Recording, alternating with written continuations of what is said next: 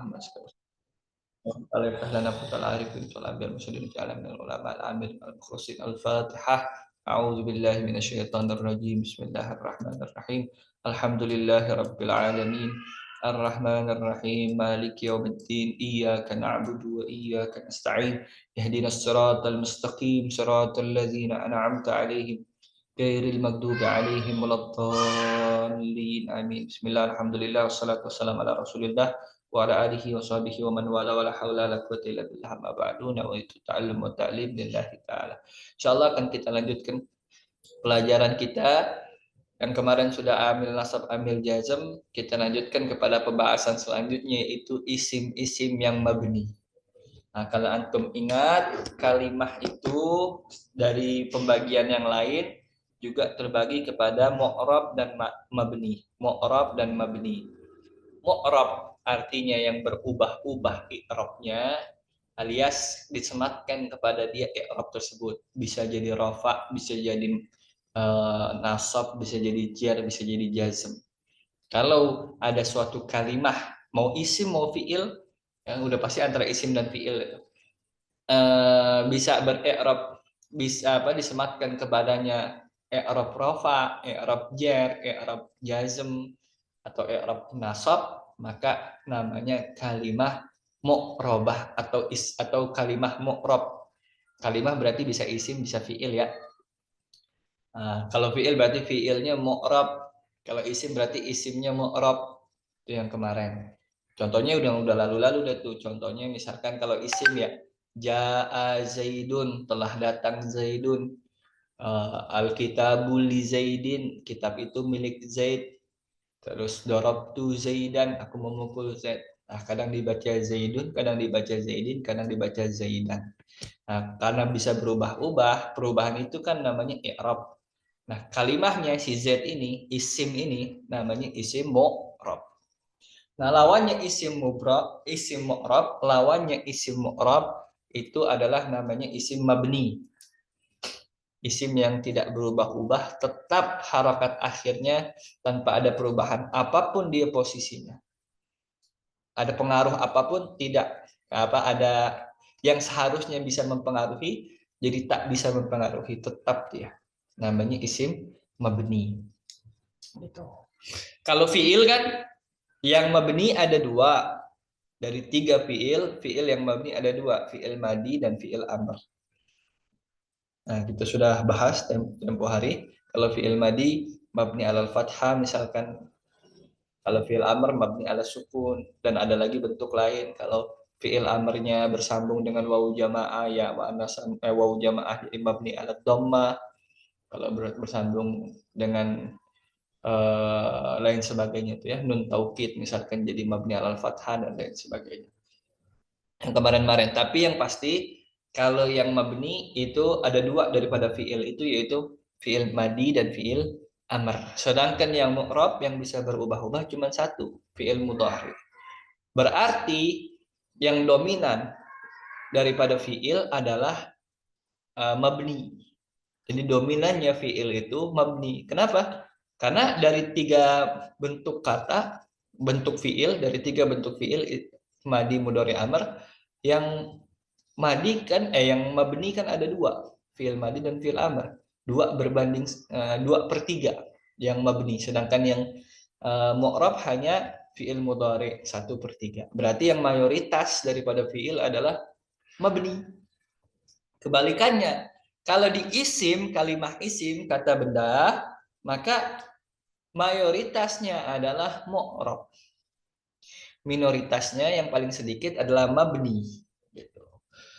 Ada isim-isim yang mabni. Contohnya apa isim yang mabni? Antum sudah familiar. Contohnya domir. Domir kan isim. Huwa huma hum hiya huma hunna anta antum antum anti antum antum. Nah, ini semua isim. Anta misalkan kau, atau huwa, terserah yang manapun contohnya. Posisi dimanapun, mau dia jadi mubtada, anta jamilun, engkau itu tampan. Ra'aituka, tadinya anta jadi ka kan, aku melihat engkau, jadi maf'ul bih. Terus alkitabu laka, kitab itu milikmu. Nah, ini kata anta atau sudah bertransformasi jadi ka, domir anta ini, apapun posisinya, jadi mubtada kah dia, jadi maf'ul bih dia, kemasukan huruf jar kah dia, tetap aja harokat akhirnya sama, begitu begitu juga. Jadi fathah, anta, dan ka. Tidak setelah merta jadi kalau kemasukan huruf jar jadi kasroh misalkan. Jadi laki misalkan. Oh, kalau udah laki nanti kan beda lagi artinya. Ki itu artinya engkau perempuan. Ka artinya engkau laki-laki. Jadi mabni kalau domir. Itu termasuk yang mabni adalah isim domir. Tidak bisa berubah-ubah. Huwa nggak bisa jadi huwu, nggak bisa jadi huwi. Dan seterusnya. Dan apa saja yang isim mabni yang tidak bisa berubah itu ada jumlahnya. Allahumma shalli ala sayyidina. Oh salah.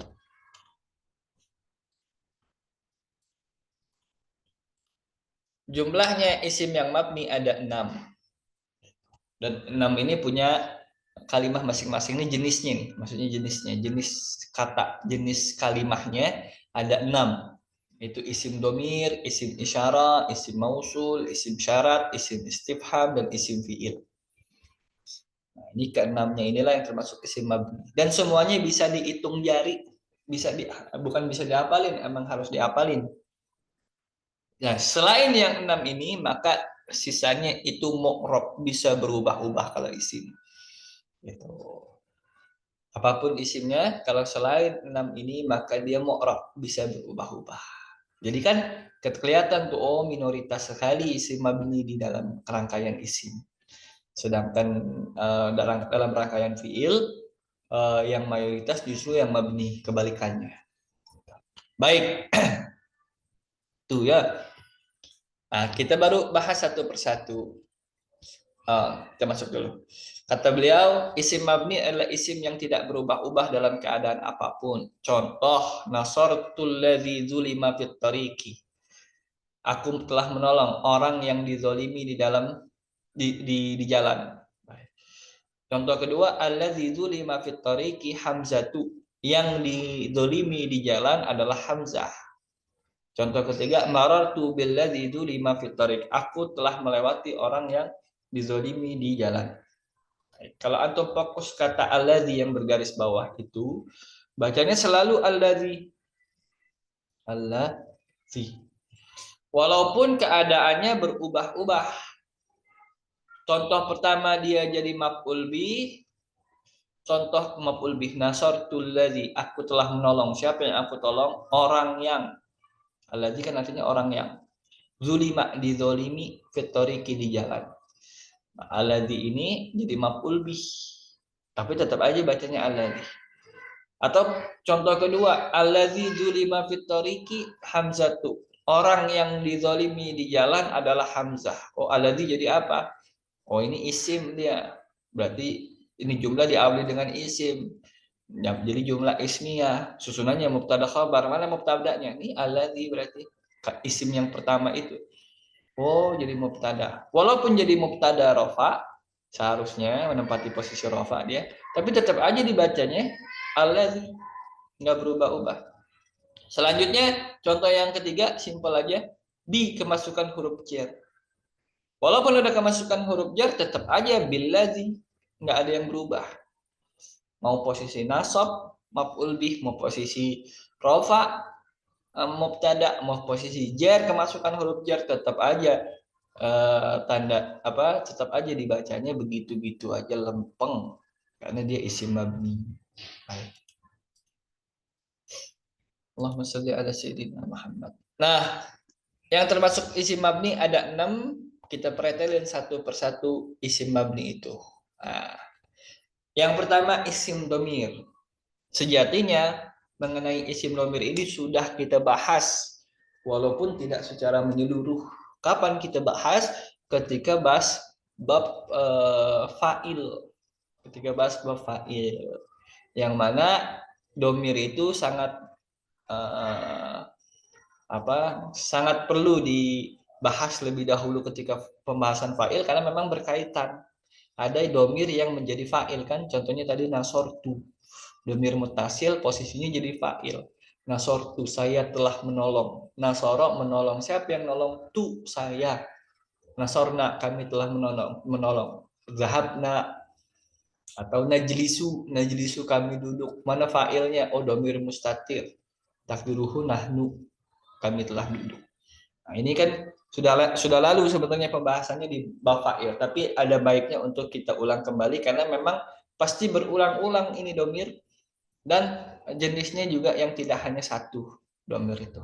Maka kita merujaahkan sedikit secara singkat dan lugas. Baik, ada yang bertanya?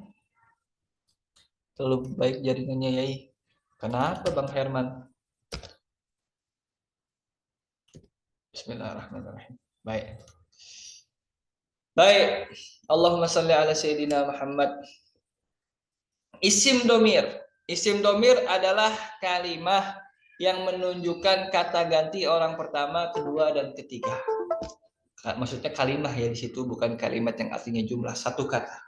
Jadi isim domir adalah isim, domir ya, isim kalimah, dan isim masuk jenisnya yang menunjukkan maknanya itu sebagai kata ganti kalau dalam bahasa Indonesia.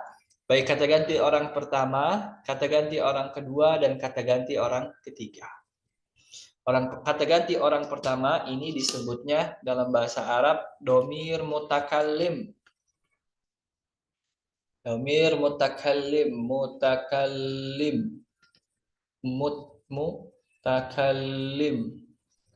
Apa artinya mutakallim? Takallama berbicara, mutakallim orang yang berbicara alias pembicara. Nah, kalau dalam bahasa Indonesia kan kata ganti orang pertama itu ada aku atau kami. Ini kan kata ganti orang pertama alias yang ngomong. Aku, saya yang ngomong aku itu pasti ketika ada orang ngomong aku atau saya, pasti itu kata menunjukkan pada dirinya sendiri yang berbicara. Saya nih, bicara nih. Bicara apa? Bicara saya. Saya itu pasti merujuk pada diri saya ini, si Daniel. Maka disebutnya mutakallim, kata ganti orang pertama. Apa saja yang tadi kata ganti orang pertama? Aku dan kami kalau bahasa Indonesia. Kalau bahasa Arab, ana, nahnu. Kata ganti orang pertama atau mutakallim. Adapun kata ganti orang kedua dalam bahasa Arab disebut mukhatab. Mukhatab, apa mukhatab? Lawan bicara. Anta, antuma, antum, anti, antuma, antunna. Engkau semua tuh yang awalnya pakai an. Anta, anti, antuma, antum, antunna. Kan semuanya awalnya an. Nah, itu lawan bicara itu pasti. Cuman beda-beda. Kalau anta doang lawan bicara satu orang laki, kalau anti doang lawan bicara satu orang perempuan. Kalau antuma ada tumanya berarti lawan bicara dua orang laki-laki ataupun perempuan, kan bisa kan dua-duanya. Terus kalau antunna kan ada nun niswah berarti lawan bicaranya perempuan banyak. Kalau antum ada tumnya maka mimnya kan mim menunjukkan banyak tuh, namanya mim alamatul jam'i. Baik. Jadi antum artinya lawan bicaranya laki-laki banyak. Kalau antuma udah sama tadi, terus udah itu tergantung. Tapi kalau yang ada an-annya itu mukhotob. Tergantung mukhotobnya berapa orang dan apa jenisnya. Kalau laki-laki satu orang anta, kalau perempuan anti, kalau dua orang antuma, kalau banyak orang laki-laki antum, perempuan antun. Nah, gitu. Tergantung ujungnya aja. Tapi itu mukhotob lawan bicara. Kan begitu kata ganti orang kedua dalam bahasa Indonesia.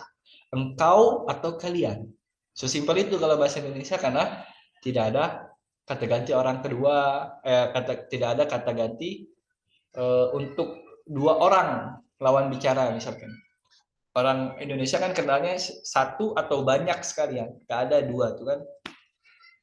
Jadi simpel kalau orang Indonesia, bukan orang Indonesia, maksudnya bahasa Indonesia, kamu atau kalian sudah. Untuk lawan bicara atau kata ganti orang kedua. Ini familiar sekali di bahasa Indonesia, khususnya kalau misalkan dalam penulisan cerita gitu ya, cerpen atau novel itu kan ada sudut pandang, sudut pandang orang pertama, sudut pandang orang kedua, sudut pandang orang ketiga. Ada nggak sudut pandang orang kedua? Kayaknya nggak ada ya. sudut pandang orang pertama dan sudut pandang orang ketiga. Baik, adapun kata ganti orang ketiga ini namanya kalau dalam bahasa Arab goib. Goib. Apa goib? Goib secara harfiah kan artinya yang tak nampak, tak kelihatan, tak bisa digapai oleh panca indera kita. Itu goib. Tidak kita ketahui, itu goib. Kok bisa goib? Kok kata ganti orang ketiga goib? Kata ganti orang ketiga apa sih? Oh, kata ganti yang menunjuk kepada orang yang tidak ada di dalam dialog. Bukan yang pembicara atau pendengar lawan bicara. Tapi orang ketiga yang tidak ada dalam circle pembicaraan. Hanya kita ngomongin dia. Pakainya dia tuh. Contohnya apa kata ganti orang ketiga? Kalau bahasa Indonesia, dia dan mereka. Udah, cuma dua tuh, dia dan mereka. Tapi kalau bahasa Arab ada huwa huma hum, hiya huma hunna. Huwa buat laki-laki, dia laki-laki. Oh, huma dia dua orang, baik laki-laki perempuan. Hum mereka berarti dia laki-lakinya banyak. Jadi kan mereka laki-laki. Terus hiya dia perempuan. Huma balik lagi tadi dua orang dan hunna dia dia perempuannya banyak alias mereka perempuan. Gitu. Ya cirinya apa? Yang awalnya ha, domir yang awalnya ha, domir munfasilnya itulah domir goib. Kan huwa pakai ha, huma, hum, hiya, huma, hunna. Semuanya pakai ha. Berarti dia domir goib alias kata ganti orang ketiga. Nah itu domir itu ya. Baik. Goib. Ini ada sedikit maklumat ya. Penting juga nih. Kenapa Allah Ta'ala dalam Al-Quran itu seringkali menggunakan domir goib huwa yang merujuk padahal pada zat Allah itu sendiri. Contohnya huwallahu alladzi la ilaha illahu walladzi anzala sakinata huwallahu alladzi la ilaha illahu dan huwa lagi lain sebagainya. Allah Ta'ala huwallahu alladzi la ilaha illahu al-malikul quddus salamun mu'minul muhaiminul aziz. Pokoknya huwa lagi terus. Dan ayat-ayat lain yang pakai domir huwa tapi merujuknya pada zatullah itu sendiri, pada zat Allah itu sendiri. Kenapa Allah Ta'ala menggunakan domir huwa yang notabene adalah goib, kata ganti orang ketiga, padahal kita tahu Al-Quran itu adalah kalamullah, perkataannya Allah. Kenapa dong? Nah, itu kan pertanyaan juga tuh. Nah, kayak saya ngomong nih, sekarang dia sudah berkumis ya, contohnya nih. Sekarang dia sudah berkumis ya. Padahal saya ngomongin diri saya sendiri, saya sedang berkumis. Masa pakai dia ngomong untuk merujuk pada ini orang? Seharusnya kan pakainya saya. Terus kenapa Allah Ta'ala pakai dia padahal itu kalamullah? Nah, ini dijawab oleh Imam Ar-Razi dalam tafsir Ar-Razi. Beliau berkata, kenapa Allah suka pakai domir huwa? Pertama, perubahan uslub. Allah kan nggak pakai huwa doang, ada juga yang pakai anak. Pakai anak juga ada, yang pakai nahnu juga ada. Misalkan gitu. Kenapa perubahan uslub ini? Supaya pertama pendengar tidak merasakan kebosanan atas kalimah yang berulang-ulang. Kalau berulang-ulang terus huwa terus bosan kita. Itu. Perubahan itu berefek tidak bosan juga. Kedua, huwa ini kan gaib. Kata beliau, gaib itu al-ghiyabah. Kegaiban itu yurisul haibah. Wal khauf. Kegaiban itu acap kali mewariskan atau berpengaruh kepada pendengarnya akan rasa haibah. Jadi yang ngomong hal yang gaib itu, suatu yang gaib atau suatu gaib itu sendiri, suatu hal yang gaib itu sendiri, acap kali punya karisma tersendiri, atau ditakuti, atau ditunduki oleh pendengar. Makanya ya, orang salah kaprah kan ada orang takut setan. Kenapa orang takut setan? Karena bagi dia setan itu kan gaib. Acap kali kegaiban itu mewariskan Rasa haibah. Haibah itu takut tapi karena karismanya. Atau rasa khauf itu sendiri memang takut murni. Gitu.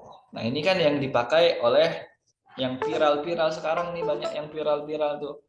Yang belagak wali lah apa segala macam. Dia ngomongin hal-hal yang goib guna menaikkan viewersnya. Karena orang kan mewariskan kehaibahan. Jadi sama saja dia sebenarnya sudah menggunakan uslub Allah Ta'ala. Baik, itu sedikit aja. Nah Yang itu holy Ustaz ya. Holy. ya, itu termasuk kan bahasa semut itu kan goib. Buat kita kan goib bahasa semut. Nah, dia ngaku bisa bahasa semut. Akhirnya ya banyaklah pengikutnya. Wah, hebat juga nih. Dia tahu apa yang kita tidak tahu. Atau jangan nggak usah ke situ juga. Sesimpel ada orang ngaku bisa ngelihat jin, ada orang ngaku bisa ini, bisa itu. Ah, la ilaha illallah Muhammad Rasulullah. Kayak begitu gitu. Kadang yang dikhawatirkan itu merusak akidah. Itu baik. Maka jangan heran kalau ada pengikutnya. Kenapa? Karena digunakan uslub Allah Ta'ala soal kegaiban itu. Karena sesuatu yang gaib acap kali mewariskan rasa haibah dan juga rasa takut dan tunduk bagi pendengar. Begitu. Baik. Udah, itu mah bukan urusan kita ya. Kita menahu nih. Baik, kita lanjut ini. Tapi nggak apa-apa, perlu juga saya sampaikan. Allahumma sholli ala sayyidina Muhammad. Nah, isim domir dibagi menjadi 4 bagian. Isim domir dibagi menjadi 4 bagian. Apa saja bagian yang dibagi-bagi apa saja bagian isim domir itu? Yang pertama ada namanya domir baris. Baris artinya nampak. Baris artinya nampak. Jadi kalau ada domir, kita tahu itu domir dan kelihatan ada lafalnya, maka itu namanya domir baris. Huwa humahum hiya humahuna anta antuma antum anti antuma antuna. Kalau ditulis dalam kalimat itu ada tulisannya, maka itu namanya domir baris.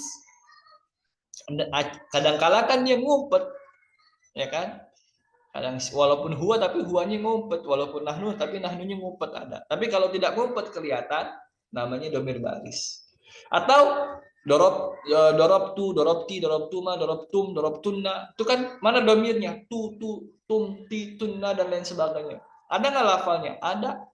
Maka kalau ada lafalnya kelihatan oleh mata bisa dibaca, itu namanya domir baris. Mau yang putus, munfasil, tidak yang misah, tidak nyambung, ataupun yang nyambung, domir mutasil, contohnya dorobtu, dorobti dan lain sebagainya. Baik. Tuh. Itu namanya domir baris. Allahumma sholli ala sayyidina Muhammad. Kita cuma bertiga ini apa? Baik.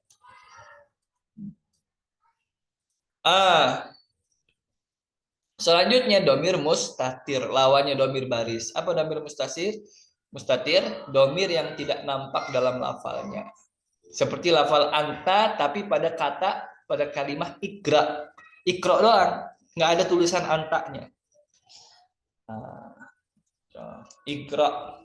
Ikra artinya apa sih? Bacalah, fiil amr dia. Bacalah. Nah, bacalah ini sejatinya ini kan fiil. Kalau ada orang ngomong ikra doang, lah kok ada waktunya? Ya udah nggak apa-apa, kita ulang lagi nanti ya. Kita tambah lagi. Kok ini lagi ya? Oh, habis update kayaknya. Ini baru update nih. Zoom-nya baru update. Baik. Ikra itu kan fiil amar, kata kerja perintah. Ya. Kata kerja perintah itu orang tidak mungkin perintah kecuali kepada lawan bicara. Dan kita tahu kalau ada fiil mesti kita cari fa'ilnya. Dan orang kalau udah ngomong ikra, bacalah, itu sudah mufid, sudah berfaedah, yaitu perintah untuk kepada yang mendengarkan membaca. Kalau udah mufid berarti kan harusnya sudah jadi jumlah. Jumlahnya jumlah apa? Jumlah fi'liyah. Karena dia diawali dengan fi'il. Terus mana fa'ilnya Ustaz? Nah itu yang harus kita cari. Ingat-ingat, fa'il kalau tidak ada fa'il berupa isim dhahir berarti domir. Kalau domirnya nggak kelihatan berarti ngumpet. Nah, memang kalau di fi'il amar kebanyakan, apalagi kalau yang anta ya, itu memang ngumpet. Bukan kebanyakan, memang wajib ngumpet ya. Ikra contohnya. Di dalam ikra ini bukan semata-mata ikra, tapi ada anta yang ngumpet. Kalau ditanya mana fa'ilnya ini ikra, si fi'il amr. Fa'ilnya domir mustatir, fa'ilnya domir yang ngumpet di dalam ikra itu sendiri. Takdiruhu anta. Dikira-kira, karena ngumpet kan harus kita kira-kira. Kayak orang main petak umpet, ngumpet di belakang mobil, kan kakinya masih kelihatan. Wah, nih ada ciri-cirinya nih, kakinya siapa nih ya? Akhirnya kita kira-kira, panuan. Oh, berarti si Fulan nih, gitu misalnya. Kita kira-kira. Sama kayak igro atau takro atau akro, itu kan nggak ada domirnya. Akrou, saya baca. Emang mana domirnya? Hamzah? Bukan. Akrou, a-nya bukan. Bukan hamzah. Karena hamzah atau a-nya sekadar alamat mudharaah atau tanda huruf mudharaah. Tanda kalau itu adalah fiil mudhari. Dia bukan domir, cuman huruf yang jadi tanda, nggak termasuk kalimah dia. Gitu. Baik. Terus mana domirnya? Mana fa'ilnya? Oh, tapi itu jadi tanda. Hamzahnya juga jadi tanda. Kalau domir yang ada, yang ngumpet, yang jadi fa'il itu adalah ana. Begitu. Agra'u. Begitu. Itulah domir mustatir. Baik. Allahumma shalli ala sayyidina Muhammad. Yang ketiga pembagiannya domir, ada domir muttasil, domir yang nyambung. Apa itu domir muttasil? Domir muttasil adalah domir yang nyambung dengan kalimah yang lain. Mau dengan fiil ataupun isim lagi. Kalau ada domir nyambung dengan kalimah lain, maka itu namanya domir muttasil. Contohnya apa domir muttasil? Nasortu, nasorti, nasortum. Itu kan nyambung dia. Kalau di sini contohnya katabna, misalkan katabna. Na-nya itu domir. Dan nyambung dengan kalimah kataba, jadi katabna. Atau nyambungnya dengan isim bisa. Contohnya apa? Kita madrasatuna, madrasatuna, sekolah kami. Na-nya itu kan nyambung dengan madrasah. Madrasah isim, nyambung dengan na yang domir. Jadi domirnya domir muttasil. Jadi bisa nyambung kepada isim, bisa nyambung kepada fiil. Pokoknya kalau ada domir, kita tahu itu domir dan dia nyambung, maka itu namanya domir muttasil. Kalau di sini dikatakan domir muttasil adalah isim domir yang tidak bisa dijadikan permulaan kalimah atau permulaan kata. Itu domir muttasil. Contohnya misalkan tu, nasortu. Tu itu hanya bisa, nggak bisa dijadikan permulaan kalimah, nggak bisa jadi mubtada ya. Oh, tu tolibun. Apaan artinya tu tolibun? Saya pelajar. Nah, dari mana juntrungannya? Itu tu kan domir, artinya saya. Iya, memang tu itu domir artinya saya, tapi tu itu domir muttasil. Nggak bisa jadi mubtada kalau domir muttasil. Kalau mau saya sebagai mubtada, maka gunakan domir munfasilnya dari tu, yaitu ana. Jangan pakai tu, tapi pakainya ana. Ana tolibun, saya adalah pelajar. Jadi bila dikatakan gini definisinya, kalau domir muttasil adalah isim domir yang tidak bisa dijadikan permulaan kalimah. Kenapa nggak bisa? Karena kan dia nyambung. Kalau dia di awal mau nyambung sama siapa dirinya? Nggak nyambung lagi kalau misalkan di awal kan. Kalau di awal kan harus misah. Gimana caranya? Kata tu aja kita masukin tu gitu doang. Kita paksain jadi mubtada. Tu tolibun. Tu tolibun kan tu-nya jadi nggak jadi apa? Nggak jadi muttasil lagi kalau kita paksain gitu. Kalau bisa kan jadi munfasil, misah dia. Gitu. Jadi itu didefinisikan oleh beliau dan betul sekali, yaitu adalah isi domir yang tidak bisa menjadi permulaan jumlah. Itu. Atau kata beliau tidak bisa jatuh setelah ilah. Seperti contohnya kata nahnunya itu. Naknya itu maksudnya ya, bukan nahnunya tapi naknya. Kalau nahnu domir munfasil. Baik. 4. Yang keempat, bagian keempat daripada domir adalah domir munfasil, domir yang misah. Isim domir yang bisa dijadikan permulaan kalimah yang jatuh setelah atau yang jatuh setelah ilah. Lawannya domir muttasil.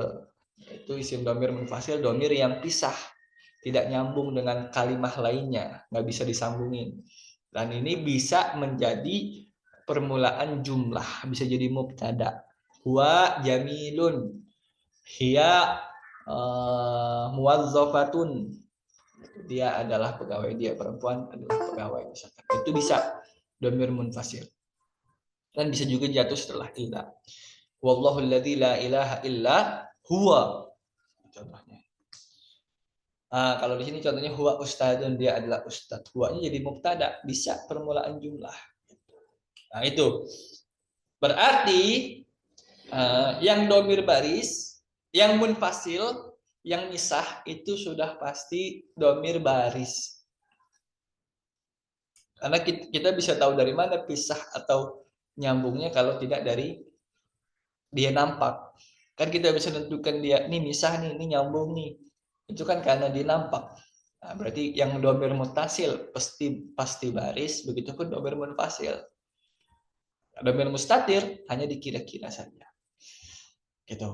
Nah, itulah domair ya, domir yang 4. Untuk lebih jelasnya perhatikan tabel berikut. Nah, nih. Domir mutasil ada posisi-posisinya, ada yang posisi jar, majrur, ada yang posisi mansub, ada yang posisi marfu. Domir munfasil juga begitu, ada yang posisi mansub, ada yang posisi marfu. Baik. Dari yang munfasil dulu, dari sebelah kiri, yang dari sebelah kanan. Domir munfasil, domir yang misah dalam keadaan rofa, dalam posisi beri'rab rofa. Kalau dia mu'rab ya, tapi ini kan mabni, jadi hanya menempati posisi. Dia tidak disebut marfu, tapi hanya menempati posisi rofa. Kalau ada isim mabni, kok dibilang rofa, padahal kan dia tidak mu'rab. Namanya rofa kan i'rab, seharusnya khusus untuk isim yang mu'rab. Kenapa ini isim mabni disebut rofa? Nah, itu bukan disebut rofa, tapi dia hanya stand, berdiri di posisinya rofa, tapi dia tidak rofa, berdiri di posisinya rofa saja.